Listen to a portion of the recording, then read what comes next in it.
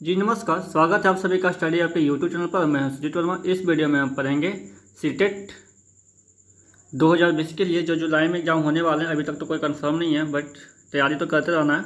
तो ये है आपका हिंदी का पेडागोजी, जिसमें 15 प्रश्न हैं। ये पेपर 1 के लिए है, क्लास 1 to 5 के लिए। तो चलिए स्टार्ट करते हैं क्वेश्चन नंबर 91 से लेकर के। तो आप मेरे साथ प्रैक्टिस कीजिए और कमेंट करके जरूर बताइए कि 15 में से आपके कितने सही हुए हैं। तो 91 नंबर क्वेश्चन आप स्क्रीन पर देख रहे हैं। यहाँ पर भाषा सीखने की कौन सी विधि मातृभाषा को मध्यस्थ बनाए बिना दूसरी भाषा को सीखने में सहायक होती है। यानी क्वेश्चन ये कह रहा है कि जब आप भाषा सीखते हैं तो कौन सा वो विधि है तो जो मातृभाषा जो आपका है उसको बिना बीच में लाए भाषा को सीखने में सहायक होती है। अनुवाद विधि, द्विभाषी विधि, अप्रत्यक्ष विधि, प्रत्यक्ष विधि। बताइए 91 का आंसर करें। तो 91 का आपका राइट आंसर हो जाएगा 4, प्रत्यक्ष विधि, डायरेक्ट मेथड। भाषा सीखने की प्रत्यक्ष विधि मातृभाषा को मध्यस्थ बनाए बिना दूसरी भाषा को सीखने में सहायक होती है। नेक्स्ट प्रश्न की ओर चलते हैं। 92 नंबर प्रश्न यहाँ पे कह रहा है भाषा सीखने में खेल का सर्वाधिक महत्वपूर्ण स्थान है, क्योंकि भाषा शिक्षक को कम श्रम करना पड़ता है। भाषा शिक्षक को कम श्रम करना पड़ता है, मीन्स मेहनत कम करना पड़ता है। खेल भाषा को विस्तार देते हैं, खेल में आनंद आता है, खेल में शारीरिक विकास होता है। 92 का आंसर करें। 92 का आपका राइट आंसर होगा सेकेंड, खेल भाषा को विस्तार देते हैं। भाषा शिक्षण में खेल का सर्वाधिक महत्वपूर्ण स्थान है, क्योंकि खेल भाषा को विस्तार देते हैं। नेक्स्ट प्रश्न पर चलते हैं। 93 नंबर प्रश्न यहाँ पे कह रहा है पाठ के अंतर्गत अभ्यास और गतिविधि का उद्देश्य नहीं है। उद्देश्य डैश नहीं है। यहाँ पे डैश के स्थान पे क्या आएगा, ये चारों में से आपको बताना है। भाषा का विस्तार करना, सृजनात्मकता का विकास करना, यहाँ ये सृजनात्मकता है। बच्चों को अभिव्यक्ति के अवसर प्रदान करना, प्रश्नों के उत्तर सरलता से याद करवाना। तो देखिए यहाँ पे उद्देश्य नहीं है तो प्रश्नों के उत्तर सरलता से याद करवाना, ये तो उद्देश्य नहीं होना चाहिए। 93 का आपका 4, इसका राइट आंसर भी आपका 4 ही है, क्योंकि नेगेटिव वर्ड की ओर इशारा कर रहा है ना कि आप प्रश्नों के उत्तर याद करवाएंगे सरलता से। ऐसा तो आप नहीं सिखाते, आप उसे समझाते हैं। तो भाषा का विस्तार करना ये बिल्कुल सही है। सृजनात्मकता का विकास करना ये भी बालक में करवाना चाहिए। बच्चों को अभिव्यक्ति के अवसर देना चाहिए, ये भी करना चाहिए। लेकिन यहाँ पे क्या नहीं करना चाहिए, तो प्रश्नों के उत्तर सरलता से याद करवाना ये नहीं करना चाहिए। ये तो यहाँ पे पूछ रहा नहीं मैं, तो इसका राइट आंसर हो जाएगा आपका 4। नेक्स्ट प्रश्न की ओर चलते हैं। 94 नंबर प्रश्न यहाँ पर कहता है पठन पाठन के अंत में ऐसे अभ्यास एवं गतिविधियाँ हो जो सरल भाषा वाले हों, बच्चों को स्वयं कुछ करने और सीखने का अवसर प्रदान करें, केवल पाठ से ही संबंधित हो, पाठ पर बिल्कुल आधारित न हो। तो 94 का आंसर करें, क्या आंसर होगा। 94 का आपका राइट आंसर होगा सेकंड, बच्चों को स्वयं कुछ करने और सीखने का अवसर प्रदान करना। ये अवसर जो है ना पॉजिटिव वर्ड है,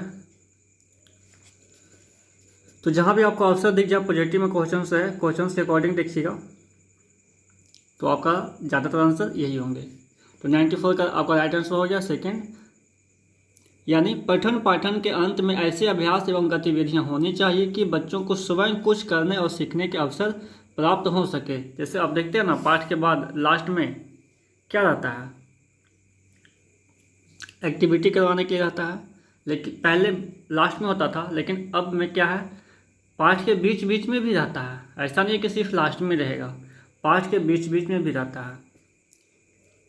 लास्ट में question answer, objective question, fill in the blanks इस टाइप से होते हैं, और पाठ के बीच बीच में भी होते हैं। तो आइए नेक्स्ट प्रश्न पर चलते हैं। 95 नंबर प्रश्न यहाँ पे कह रहा है, आप देख सकते हैं भाषा शिक्षण में बालक में मौखिक कौशल के विकास के लिए डैश सबसे कम महत्वपूर्ण है। ये डैश के स्थान पर क्या आएगा वो आपको भरना है। किसी विषय पर चर्चा करना, बच्चों की बात को धैर्य से सुनना, प्रश्नों के उत्तर पूछना, अपनी बात कहने का पूरा मौका देना। 95 का आंसर करें।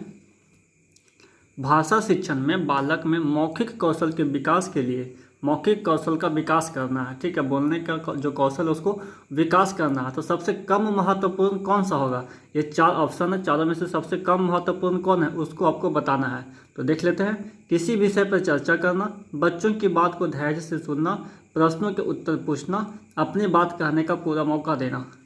तो इसका राइट आंसर होना चाहिए आपका 3rd, प्रश्नों के उत्तर पूछना, क्योंकि जो प्रश्न है उसका उत्तर पूछेंगे तो ये सबसे कम महत्वपूर्ण है, ठीक है। किसी विषय पर आप चर्चा करेंगे तो उसका क्या होगा? तर्क वितर्क होगा, तो वो बहुत अच्छा से वहाँ पर अपनी भाषा को, अपने विचार को रख सकता है और उसमें बहुत कुछ वो सीखेगा भी। तो बच्चों की बात को धैर्य से सुनना, जब बच्चा बोल रहा है तो उसकी बातों को आप धैर्य से सुनेंगे तो उससे आप और अच्छे से उसको समझा सकते हैं। बच्चों को आप समझ सकते हैं कि बच्चा कहना क्या चाहता है, ठीक है, उसमें कहाँ पे सुधार करने की ज़रूरत है। नेक्स्ट है अपनी बात कहने का पूरा मौका देना। जब बच्चे को आप पूरी बात कहने का मौका देंगे तो वो खुलकर बोलेगा। तो इसका राइट आंसर हो जाएगा आपका 3rd, 95 का 3rd। यानी बालक के मौखिक कौशल में सबसे कम महत्वपूर्ण और अपेक्षाकृत कम महत्वपूर्ण का क्रम निम्न प्रकार हो सकता है। जैसे किसी विषय पर चर्चा करना, अपनी बात को कहने का पूरा मौका देना। तो सबसे कम महत्वपूर्ण आपका यही वाला है। चलिए नेक्स्ट प्रश्न पे चलते हैं। 96 नंबर प्रश्न यहाँ पे कहा था, भाषा सीखने में मातृभाषा का व्याघात आंशिक रूप से होता है, नहीं होता है, पूर्ण रूप से होता है या होता है? तो 96 का आंसर करें।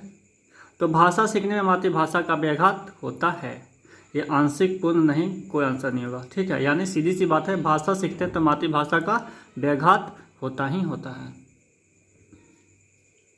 नेक्स्ट प्रश्न 97 नंबर प्रश्न यहाँ पे कह रहा है, भाषाई कौशलों के संदर्भ में कौन सा कथन सत्य है? भाषाई कौशल एक साथ सीखे जाते हैं, क्रम से नहीं। भाषाई कौशल एक दूसरे से स्वतंत्र होते हैं। भाषाई कौशल एक क्रम से सीखे जाते हैं। भाषाई कौशल एक दूसरे को प्रभावित नहीं करते हैं। बताइए 97 का आंसर करें, क्या होगा? तो 97 का आपका राइट आंसर होगा 3rd, यानी भाषाई कौशल के संदर्भ में कौन सा कथन सत्य है? तो भाषाई कौशल एक क्रम में सीखे जाते हैं, लिसनिंग, स्पीकिंग, रीडिंग, तो फिर राइटिंग, ये चलता है। सबसे पहले क्या होगा? लिसनिंग, सुनना, बालक जो है वो सबसे पहले सुनना प्रारंभ करता है, सुनने के बाद फिर वो स्पीकिंग, बोलना प्रारंभ करता है, उसके बाद फिर रीडिंग, है ना, पढ़ना आरंभ करता है, फिर लास्ट में वो अपना हाथ चला के लिखना प्रारंभ करता है। चलिए नेक्स्ट प्रश्न पे चलते हैं। 98 नंबर, और 98 नंबर प्रश्न यहाँ पे कह रहा है, देखिए 98 नंबर प्रश्न, भाषा सीखने में होने वाली त्रुटियों के संदर्भ में कौन सा कथन सत्य नहीं है? यहाँ पे नहीं हमें प्रश्न पूछा, इस पर थोड़ा सा ध्यान दीजिएगा। त्रुटियाँ सीखने सिखाने की प्रक्रिया का अभिन्न अंग है। त्रुटियाँ अस्थायी होती है। भाषा सीखने में होने वाली त्रुटियाँ अस्थायी होती है। भाषा सीखने में होने वाली त्रुटियाँ यह समझने में मदद करती है कि बच्चे के मस्तिष्क में क्या चल रहा है। तो 98 का आंसर करें आप। 98 का आपका राइट आंसर हो जाएगा 3rd, भाषा सीखने में होने वाली त्रुटियाँ अस्थायी होती है। ये जो है वो सत्य नहीं है, ठीक है, अब बाकी सारे सत्य हैं। तो भाषा सीखने में होने वाली जो त्रुटियाँ वो अस्थायी नहीं होती है। आप सीख रहे हैं ना, तो गलतियाँ तो होगी ही, तो जब आप बार बार उस चीज़ को करेंगे तो वो गलतियाँ कम होने शुरू होंगे। तो एक समय ऐसा आएगा कि आप परफेक्ट करेंगे, तो वो अस्थायी थोड़ी ना हुई। अस्थायी का मतलब परमानेंट, तो परमानेंट थोड़ी ना होती है, ये अस्थायी होती है। यहाँ पे अस्थायी होता तो सही होता, लेकिन अस्थायी है इसलिए ये गलत हो गया। बाकी सही कौन कौन है जान लेते हैं। त्रुटियाँ सीखने सिखाने की प्रक्रिया का अभिन्न अंग है, बिल्कुल सही बात है। जब आप कुछ सीखेंगे तो गलती होंगे, कहीं कुछ लोग ज़्यादा करते हैं, कुछ लोग कम करते हैं, लेकिन गलती तो सभी से होती है कुछ ना कुछ। त्रुटियाँ अस्थायी होती है, बिल्कुल सही। देखिए यहाँ पे अस्थायी है ना, तो त्रुटियाँ अस्थायी होती है, ये सही है। भाषा सीखने में होने वाली त्रुटियाँ यह समझने में मदद करती है कि बच्चे के मस्तिष्क में क्या चल रहा है। भाषा सीखने में जो गलती होती है तो समझने में यह मदद करता है कि बच्चे के मस्तिष्क में चल क्या रहा है। चलिए ये 98 हो गया। नेक्स्ट चलते हैं 99 पे। 99 नंबर प्रश्न यहाँ पे कहता है, एक प्राथमिक शिक्षक के रूप में आप सतत और व्यापक आकलन करते समय किसे सर्वोपरि मानते हैं? कठिन शब्दों का सूत्र लेखन, लिखित प्रश्न पत्र, पाठ से देखकर सुलेख लिखना, बच्चों द्वारा विभिन्न संदर्भों में भाषा प्रयोग की क्षमता। 99 का आंसर करें। 99 का आपका राइट आंसर होगा 4, बच्चों द्वारा विभिन्न संदर्भों में भाषा प्रयोग की क्षमता। यानी एक प्राथमिक शिक्षक के रूप में आप सतत और व्यापक आकलन करते समय सर्वोपरि किसे मानेंगे? तो बच्चों द्वारा विभिन्न संदर्भों में भाषा प्रयोग की क्षमता। ये विभिन्न संदर्भ जो है बहुत इंपॉर्टेंट वर्ड है, मीन्स पॉजिटिव वर्ड है, ठीक है। बच्चे द्वारा विभिन्न संदर्भों में भाषा प्रयोग की क्षमता सतत एवं व्यापक आकलन करते समय सर्वोपरि होती है। नेक्स्ट प्रश्न 100 नंबर 100 नंबर प्रश्न यहाँ पे कह रहा है, प्राथमिक स्तर पर बच्चों की पठन क्षमता का आकलन करने में किस प्रकार की सामग्री सर्वाधिक महत्वपूर्ण है? आतंकवाद पर आधारित निबंध, बाल साहित्य की कोई संवादात्मक कहानी, पाठ्य पुस्तक, औपचारिक पत्र। बताइए 100 का आंसर करें। तो आपका राइट आंसर हो जाएगा सेकंड, बाल साहित्य की कोई संवादात्मक कहानी। प्राथमिक स्तर पर बच्चों की पठन क्षमता का आकलन करने में बाल साहित्य की कोई भी संवादात्मक कहानी सर्वाधिक महत्वपूर्ण होती है। नेक्स्ट प्रश्न पर चलते हैं 101 101 नंबर प्रश्न यहाँ पे कहता है, पहली और दूसरी कक्षा में भाषा शिक्षण के साथ ही कला शिक्षा को समेकित करने का उद्देश्य नहीं है। यहाँ पे ध्यान दीजिएगा, नहीं है वाला प्रश्न है। तो चित्रों के माध्यम से अभिव्यक्ति का विकास, बच्चों द्वारा आनंद की प्राप्ति, बच्चों को लेखन में परिपक्वता लाना, बच्चों की रचनात्मकता का विकास। बताइए आंसर करें। तो 101 का आपका राइट आंसर हो जाएगा थर्ड, बच्चों को लेखन में परिपक्वता लाना।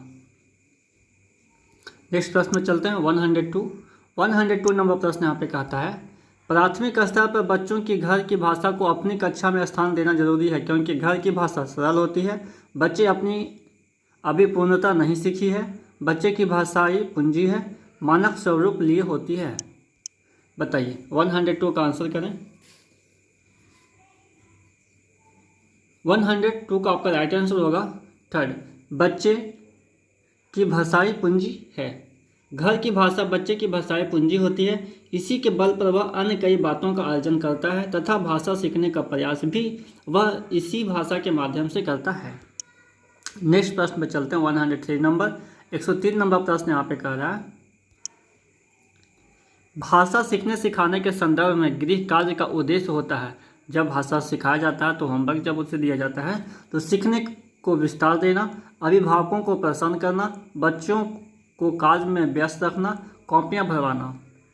तो देखिए इसका राइट आंसर क्या होगा 103 का आप निकाल सकते हैं। अभिभावकों को प्रसन्न करना, जब बच्चों को भाषा सिखाए तब अभिभावक से कोई मतलब ही नहीं है। बच्चों को कार्य में व्यस्त रखना, सिर्फ होमवर्क देने से आप उसे व्यस्त नहीं रख सकते हैं, तो ये सही नहीं है। कॉपियाँ भरवाना, सिर्फ कॉपियाँ भरवाना, इसका कोई अर्थ नहीं है ना।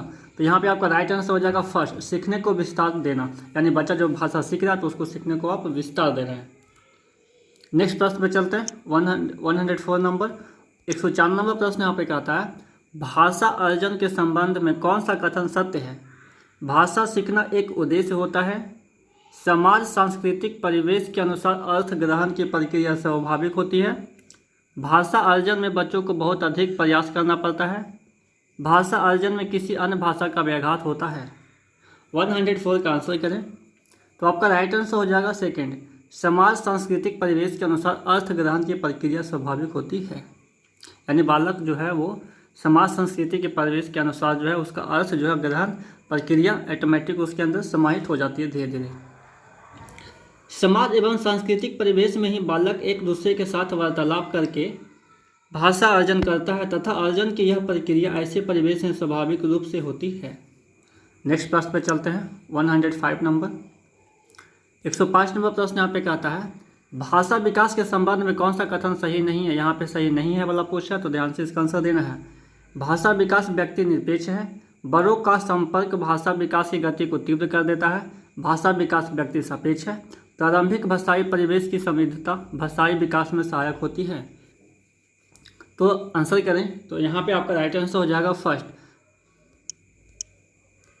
यानी भाषा विकास के संबंध में कौन सा कथन सही नहीं है? तो भाषा विकास व्यक्ति निरपेक्ष होती है, ये आपका आंसर नहीं है, लेकिन आंसर यही होगा, ये आपका नेगेटिव वर्ड है। ठीक है, तो बड़ों का संपर्क भाषा विकास की गति को तीव्र कर देता है। बच्चे की जहाँ तक क्षमता होती है सीखने का, लेकिन बड़े के संपर्क में आती हैं तो वो उससे कुछ ज़्यादा नहीं सीखती है बड़ों से। तो भाषा विकास की व्यक्ति सापेक्ष होती है, भाषा व्यक्ति का विकास जो वो सापेक्ष होता है, निरपेक्ष नहीं होता है। ठीक है, तो ये सही है। प्रारंभिक भाषाई परिवेश की समृद्धता भाषाई विकास में सहायक होती है, ये भी सही है। तो आपका राइट आंसर हो जाएगा 105 का फर्स्ट। तो ये थे 15 प्रश्न जो कंप्लीट हो गए हैं। तो चलिए फिर नेक्स्ट वीडियो में मिलते हैं।